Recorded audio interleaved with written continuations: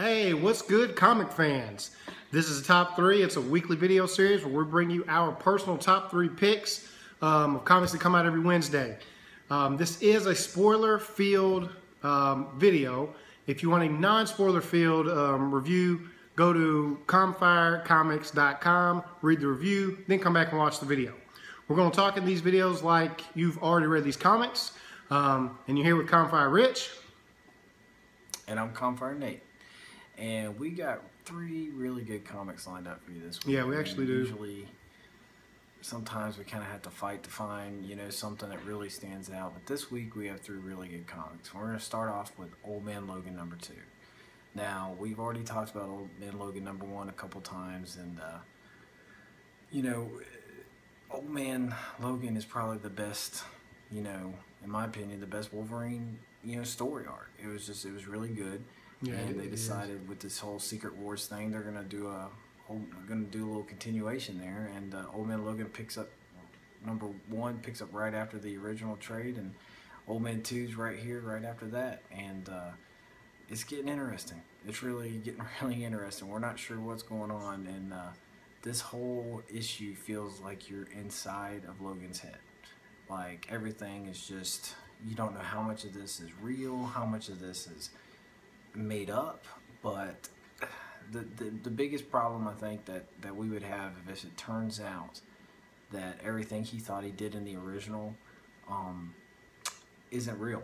Like if it's all just made up in his head, and I think that would kind of mess it up. What do you, I mean, it would, like it would just, the first Old Man Logan, that first trade was so epic. I mean, just everything about it, just the way he was it killed all the other superheroes, just the world that he was in, the way that the bad guys had taken over the country.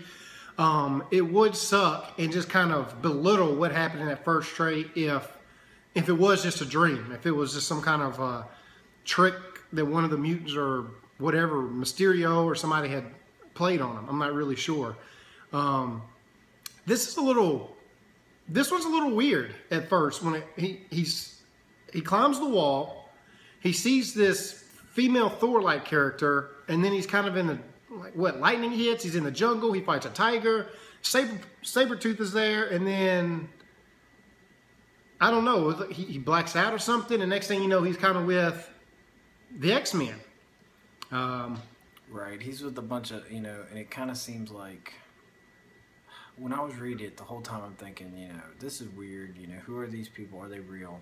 But something I thought about later is that you got Emma Frost right there, and Emma Frost just died, not too long ago. She had basically died right there with Logan. So you talking about in the dream world or the parallel universe? Was that what you're talking about? Yeah, I mean she was dead, and in the first issue he found her, and she was kind of like trying to keep up the illusion that she was fine, and then all of a sudden she was really on her deathbed. Yeah. Okay. So and then you see her again here, and you're just kind of like, what's going on? But I think that all's supposed to get answered at the end when you see Apocalypse, and it's kind of like Apocalypse is there, and Apocalypse is one of the most powerful mutants, so he could very easily be messing with Logan. So if anything, especially with the idea of having Apocalypse in this crazy world that's already screwed up enough, if anything, that just makes it more exciting. I keep forgetting that he was at the very, that he popped up at the end, because how awkward this was. Now the X-Men, here's what we kind of talked about before. Is there another Wolverine? Because X-Men are looking at him like, oh, he looks just like Logan, except older. He looks like his dad. Do you think there's going to be 2, or did the other Logan disappear and this is actually him coming back? Or because they didn't show the other Wolverine, and they didn't really talk like he was dead or missing, just like he wasn't there at the time. Right. Again, I'm not sure if that's just Apocalypse talking through those characters, playing it out in his head, what's going on. So it did leave kind of a question mark, but I think the next issue will kind of help explain that a little bit, and it'll probably make it a lot easier for us to understand. Yeah, I'm sure it will. But with that in mind, I mean, I'm still excited about this issue, almost as much as I'm excited about the next 2 that we have to talk about. And the next one on the list is Manifest Destiny. Now, if you've read our site, you'll look. It's listed under our our undiscovered. At least in our mind, it's just not as big as it should be. Yeah, it's not like mainstream. Like you say, Old Man Logan. Everybody and the mother has either read or heard about Old Man Logan. It's nothing like that type of popularity, and it should be. Yeah, Manifest Destiny is so good, and if you haven't read it, it's not too late. This is issue 15 we're about to discuss. Stop right now, pause, go read it, then come back and hear what we have to say about it. So I'll give you 2 seconds. Okay, there you go. That's it. So yeah, Manifest Destiny is one of my favorite new comics. And by new, I mean within the last few years. It's still one of my favorite newer comics. I got Richie reading it. He's all caught up. So now we're both can discuss this comic, and it's one of our favorites. So it's really exciting. Just to give a quick overview, you basically are with Lewis and Clark, those who know about history, on their adventures to go across, to get to the West. And, they come across a bunch of crazy stuff on their real adventure. But this adventure is, Thomas, I think it's Thomas Jefferson, if I'm not mistaken, is the one that sent him on this. Yeah, that sent him on this. And basically they have a second mission, and that is to kind of keep an eye on and see what's out there. And there's some crazy stuff out there, and it's mystical too. It's not like they're facing other bad guys. I mean, you got minotaurs / centaurs. It's like a buffalo. Yeah, buffalo tar. It's kind of like a buffalo. It's crazy. You got plant eating. I was about to say plant eating, like zombies, but they're like made out of plant. I don't know. This weird. You got diseases. You got weird animals. You got giant frogs in the water. So you don't ever know what you're going to get issue to issue. And really in this issue, you've got the morale of the guys down. They're scared every time they another day comes. They're either losing somebody else, or somebody's getting hurt or stolen or snatched. And so you've got the main character. He's fighting one of the men. They're doing this fight club scene and going at it, and they realize they had captured a bird from the issue before. So this bird is watching all this go down, and then all of a sudden the bird starts talking. And now up to this point, this is pretty interesting, because pretty much every creature they've come apart, besides like the plant thing, hasn't really had much. I mean, it's been animals. I mean, not a whole lot of sentient life forms. Right. And this creature starts talking to them like, "Hey, why are you guys fighting?" Yeah. And they're like, "What? Wait, what a minute!" All of a sudden this thing's talking to them, and they're like, "Well, why didn't you say something before?" And I love it, because he's just kind of like, "Well, y'all crazy. You guys are crazy. You guys are fighting. Y'all hurting each other." Yeah, it was.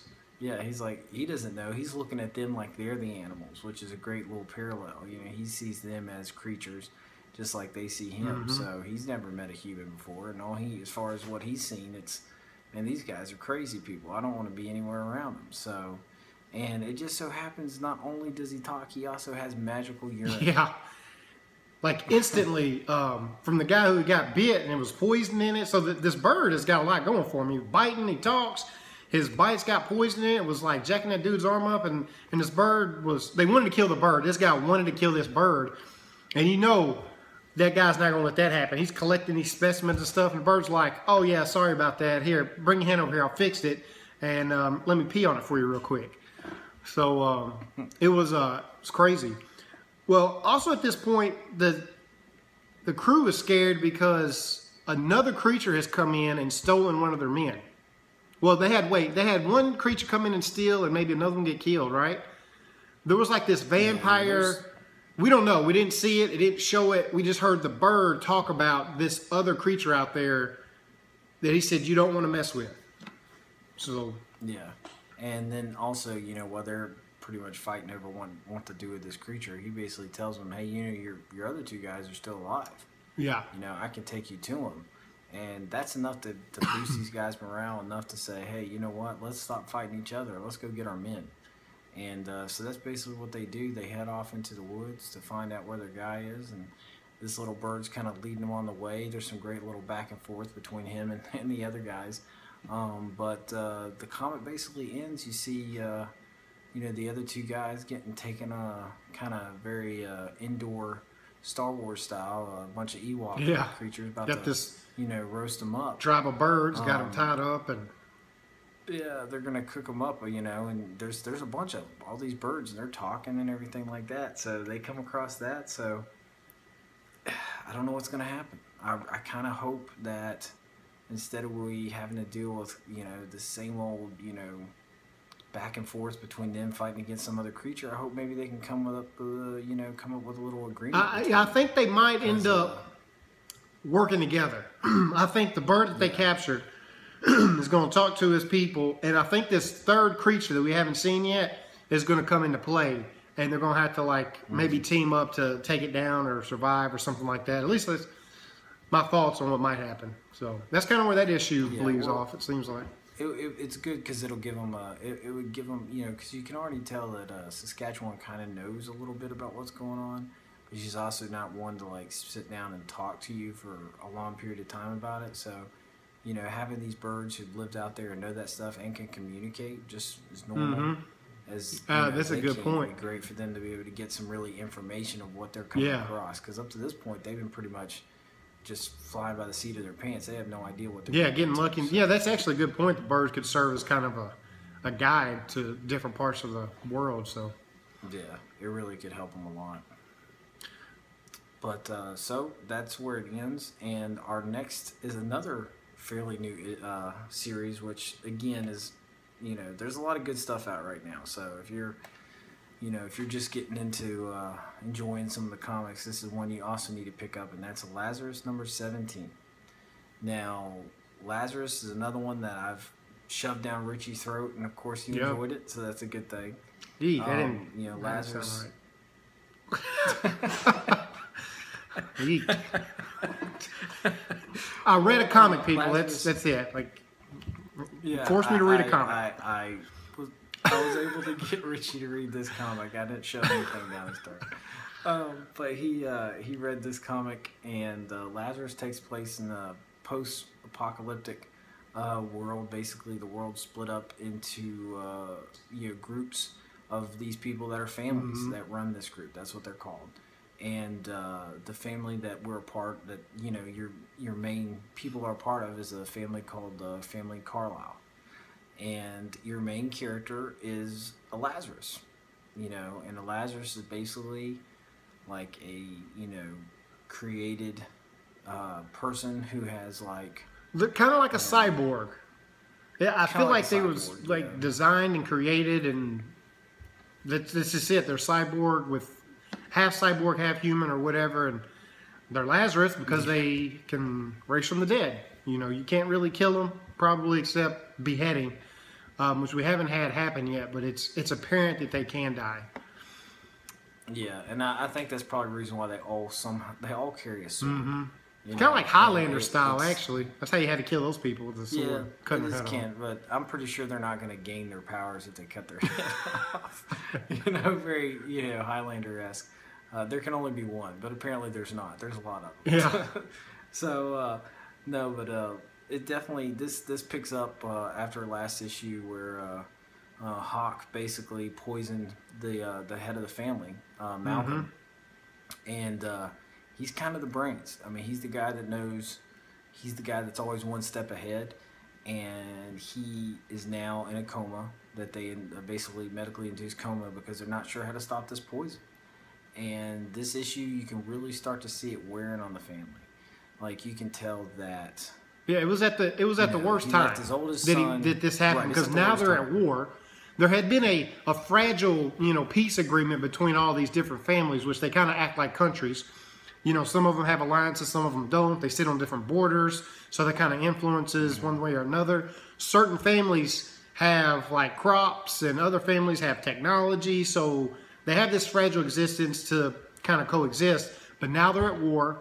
They've kind of been at war, and the head of their family is in a coma, and he left it over to the next in line, his son, which just doesn't have the gusto to run this type of operation. He's really not.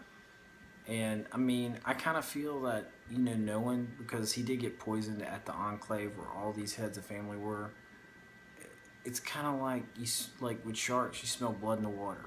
You know what I'm saying? Like all these other families are probably thinking, well, if Malcolm's gone, boy, we sure could take his territory. Yeah. You know what I'm saying? So like everything's so fragile. Their alliances are fragile. The peace agreements are fragile. Everything's fragile right now because he's out of commission. And it's wearing on people, it's wearing on the soldiers, it's wearing on the family members, and in the middle of it is Forever. And she is, you know, she stopped taking her meds, so she's starting to get this kind of not sure if she believes everything that they say. Right, and those are the two main points, I think, from this particular. Well, I say that's one of the main 2 points from this issue is. On the last one, she had talked to her brother, helped him escape at the enclave, and he told her the truth about who she was, that's not really her family, that she's, you know, not their blood, and that the pills were controlling her to do what the family says. Mm-hmm. It's apparent she stopped taking them because she's kind of running things. She's behind the scenes running things because her sister's asking her questions, and she's kind of blowing her off, and her sister's confused. She goes and is like, she can't do that. She's not, I don't think they said programmed, but that's kind of what she was getting at. She's not allowed to tell me no. And so it's like it's setting up that Forever is kind of taking charge of this war. The second main point, and this is where this issue leaves off, is they need her for a battle. And she's a protector of the family, right? She's the tip of the blade for the family to go out and do special missions. She's not running this war. She's not a captain. She's not on the front lines. But they're struggling. They're having problems. Right. And they've asked her to go out. So she goes out and is taking like a platoon. And that's where it ends up, where she goes in, she says, y'all belong to me. We're going to go take over this battle scene. We're going to go take over this land or whatever. And we're going to kill everybody that gets on our way. And it ended. And I'm like, where's the next issue? Because I'm not reading issue to issue. I had to catch up. So I read issues 1 through whatever issue this is, 17? I read 1 through 17. And so when that was the last one, I was like, bruh, I'm trying to see that happen. I'm trying to see her go kill everybody. It's actually kind of good to see her kind of like get that authority, because like if you from even from 1 all the way to this point, you could see her dad's been kind of grooming her. Or her dad has been kind of grooming her, because a lot of times he'll make decisions and he'll ask her, he's like, what do you think? You know, because, I mean, you know, she's genetically made. He's also testing her mind. You know, you got to figure she's just as smart as she is physically gifted. I mean, if she is what she is, then she's going to have a great perspective, probably more so than anyone else in her family. And it's obvious she doesn't have the same attachments that her family has. So, you know, she seems the logical choice to be the one in charge, but they never put her in charge because as far as all her brothers and sisters are, she is a tool. Exactly. She's not family.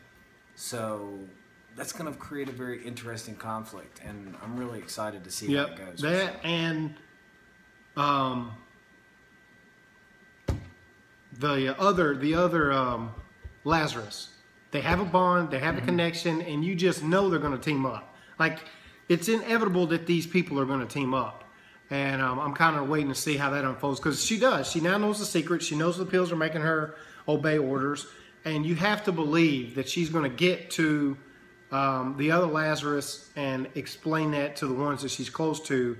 And, you know, maybe they have a little Civil War thing going on. You know, maybe it might. It's going to be interesting to see, because it's between them, they're the ones. I mean, they could very easily. Oh, they could take over. 5 or 6 Lazarus got to. Who gonna mess with them? Take care of everything. No, exactly. Yeah. So they bet. I think eventually we're going to see how that plays out. So again, read this book. It's good. Love it. You'll love it. That's our top 3. It's Lazarus issue 17. It's Manifest Destiny issue 14, 15, and Old Man Logan issue 2. So we want you to like, comment, subscribe, get in the conversation. This is what we do. We love talking about this stuff. Give us our feedback. Give us your thoughts. What do you think is going to happen? But until next time, we out.